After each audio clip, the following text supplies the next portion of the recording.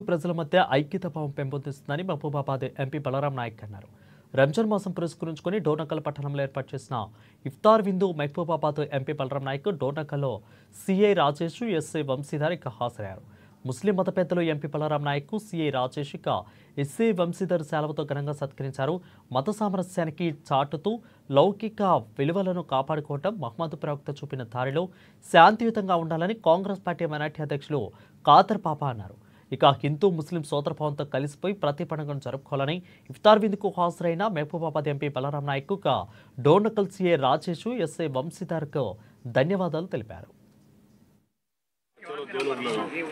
ప్రభుత్వం ముస్లింలకు ఎంతో పవిత్రమైన పండుగ రంజాన్ పండుగ, నెల రోజులు జరుపుకునే పండుగ కాబట్టి మన తెలంగాణ రాష్ట్ర ప్రభుత్వం ముఖ్యమంత్రి గారు, డోర్నకల్ నియోజకవర్గ ఎమ్మెల్యే గారు అందరూ కలిసి ముస్లింలకు మా ప్రభుత్వం తరఫు నుంచి ఇఫ్తార్ దావత్ ఇవ్వాలని ఆశించి డోర్నకల్లో ఈరోజు ఇఫ్తార్ దావత్కు అందరూ సహకరించినట్టు పెద్దలందరికీ, మరి మా మత పెద్దలకు, ముస్లిం మజీద్ కమిటీ ఇమాం సదరులకు అందరికీ ప్రత్యేక కృతజ్ఞతలు తెలుపుకుంటున్నాం.